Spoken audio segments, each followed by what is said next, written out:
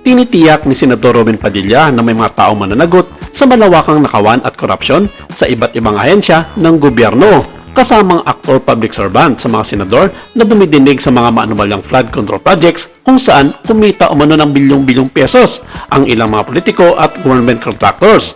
Isa sa mga kontraktor na dumalo sa naturang Senate hearing ng Blue Ribbon Committee ay ang controversial na negosyante si Sara Diskaya na nakalaban ni Vico Soto sa pagka-mayor sa Pasig City last midterm elections. Sa pamamagitan ng kanyang Facebook account, nagpost si Senator Padilla ng kanyang salubin sa nagaganap na pagdinig kung saan ipinaramdam niya ang kanyang galit sa mas tumitindi na korupsyon sa Pilipinas.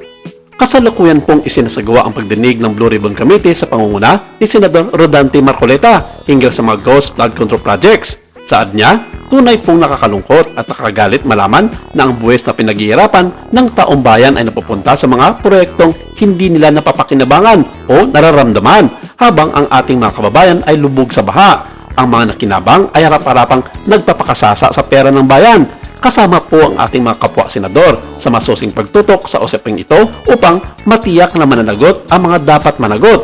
Sa uli, nanindigan si Robin Padilla na dapat ilantad sa sambayanan ang katotohanan, naway magsalbi itong paalala na kailanman ay hindi natin dapat ipagwalang bahala ang tiwala ng taong bayan sapagkat tungkulin natin lahat na pangalagaan ito.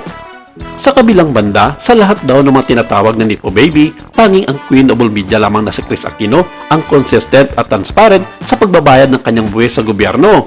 Pinusuan at sinang-uyunan ng mga taga-suporta ni Chris ang ipinost ng kanyang impersonator na si Tita Crisy Aquino sa Facebook tungkol sa pagiging tapat ng TV host actress pagdating sa kanyang mga binabayarang buwis. Mainit pa rin kasi pinag-uusapan ngayon ang tungkol sa mga tinaguriang Nepo Babies sa mundo ng politika at maging sa social media na binabatikos ngayon dahil grabe kong ipangalandakan nila sa publiko ang kanilang yaman at kapangyarihan. Ang kanyang post, among all the so-called Nepo Babies of Philippine politics, show business, Chris Aquino stands out. For one thing, most people often overlook her transparency and consistency in paying her tax obligations. Whether you're a fan or a critic, her dedication on work ethics are obviously undeniable.